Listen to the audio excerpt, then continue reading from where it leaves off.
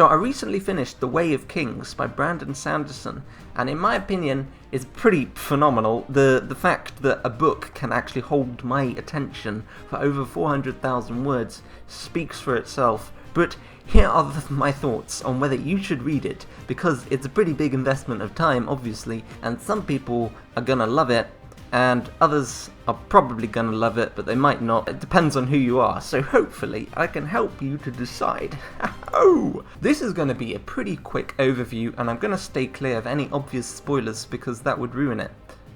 Obviously. But if you're new here and you love books and storytelling, consider subscribing and hitting the bell for more juicy videos. So this book is set in a fantasy world called Roshar, but the majority of the story is set in a region called the Shattered Plains. This is a vast, barren land which is split up by hundreds of chasms, and on these Shattered Plains there is a war going on between two armies, the Alethi and the Parshendi. Now, the main characters are part of the Alethi force, and so that's the army that the whole book is focusing on.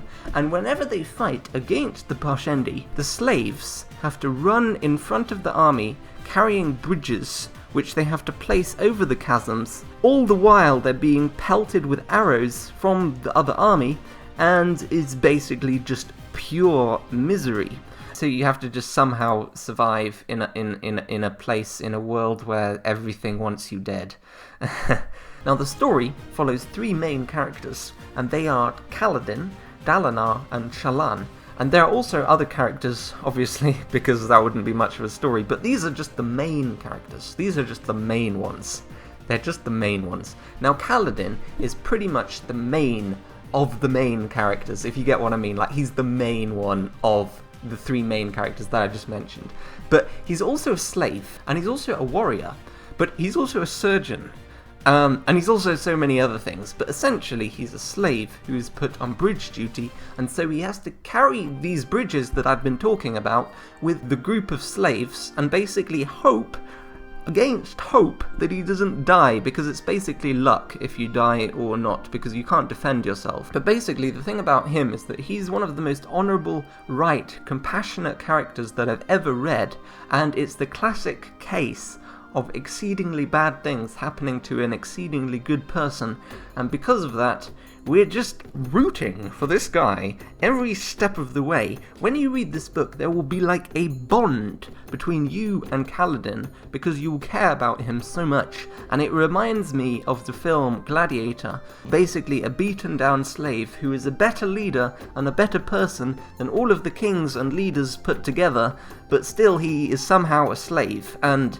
I don't want to say anything else because that would be spoiling it, but the two other characters are also pretty cool to read. Dalinar, oh, he's part of the Alethi, and he's like a strong man, and he's the uncle of the king, and he's pretty interesting because he was a horrible person in his past, and now he wants to try and sort of make up for his horrible life by following the advice in a book called The Way of Kings, which is also the title of this book, which is kind of funny. It's a mysterious book, basically, about how you should rule, and he's also plagued with many mysterious visions that only come during a high storm, which is basically a huge storm that comes every so often, and it just destroys everything that is left outside. And so people who are traitors or deserters are strung up in a high storm and just left to die. It's like the method of execution. It's pretty brutal. So there's just so much in this book. It's so hard to condense it down. But the last main character is called Shalon, and she is also pretty mysterious. Her family are very poor, and she wants to study under the infamous scholar Yasna Kholin for reasons that will become apparent. Her comebacks are also pretty good. She might even blitz Ben Shapiro in a debate, who knows? And and she's pretty good at art as well, and that also is relevant to the story. There's also a pretty super crazy magic system that isn't fully revealed in the book, which I like, because I think it's better to reveal things slowly, because like this is only the first book in what it is to be a 10-part series. And one thing that I think is awesome, though, you want to know something that's awesome that's in this book? Shard blades. These are basically like huge flipping blades that are like as tall as a man, and the reason that they are so long is because they weigh almost nothing, and they are so sharp that they can cut through stone with almost no resistance. Imagine if you had a blade that could cut through stone. Pretty cool if you ask me. So essentially, I've covered almost nothing about this book, and that's why I think you should read it. There are so many reviews on YouTube that are like 40 minutes long, and they still don't cover everything about it.